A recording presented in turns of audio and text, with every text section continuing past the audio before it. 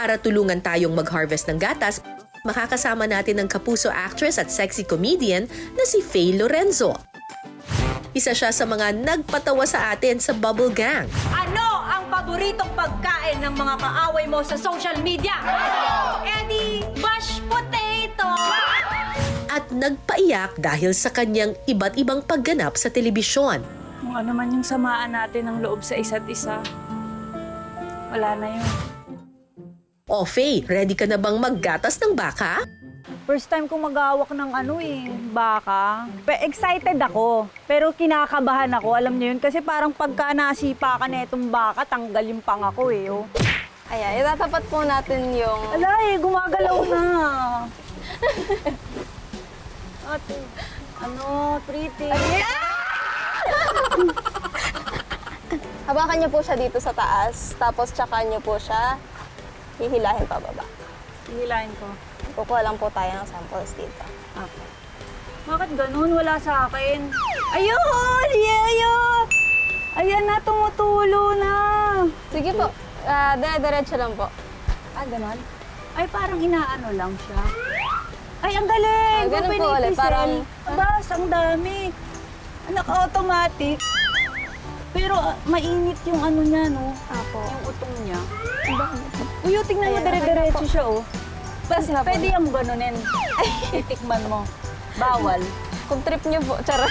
Titikman ko lang. Sige po. Yung mainit, oh.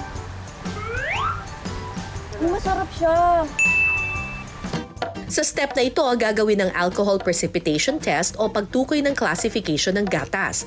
Kailangang haluan ng alcohol ang milk samples na nakuha sa baka. Class A kapag hindi namuo ang milk samples, Class B at Class C naman kapag may nakitang pamumuo rito. So kung nakikita naman po natin, wala naman pong nagbuo-buo. Meaning po ay Class A po yung gatas natin. Class A, si Opo. Pretty, yung gatas niya. So, mas mas magandang ibenta. Ganun. Opo. Wala namang mga Class X. Yung ganun. Wala naman. Okay. Para mas mapabilis ang paggagatas, may machine na rin ginagamit sa farm na ito. Pero bago gatasan si Pretty, kailangan munang i-disinfect ang mga suso nito gamit ang water at iodine solution. Ay, ididip lang po natin na ganyan.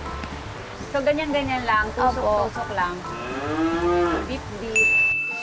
Pagkatapos, pwede na siyang kabitan ng portable milking machine. So, kailangan pala mabilisan yung kamay mo dito. Opo. Yeah, kapag po nakabit na yung apat, hindi na po siya matatanggal kahit bitawan natin.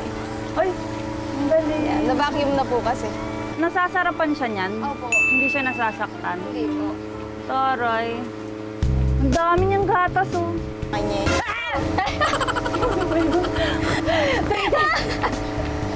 Huwag kang ganyan. Paano yan araw-araw po siyang ginagatasan? Opo. Kinakausap niyo din ba yung mga baka? Minsan po. Paano niyo siya kinakausap? Gamit ang portable milking machine, tumatagal ng 5 hanggang 7 minuto ang proseso. Karaniwang nakakakuha ng 5 to 8 liters ng gatas sa isang baka, depende sa edad nito. Pagkatapos ng paggagatas, kailangan ulit i-disinfect ang suso ng baka para masiguradong malinis at hindi ito maimpeksyon. Ayan, ito na po yung nakuha natin na milk galing kay Pretty. Ayan. So mga 8 liters, no? Dami, grabe. Salamat sa pag-harvest ng gatas, Faye! Ready na ito para sa masarap na merienda.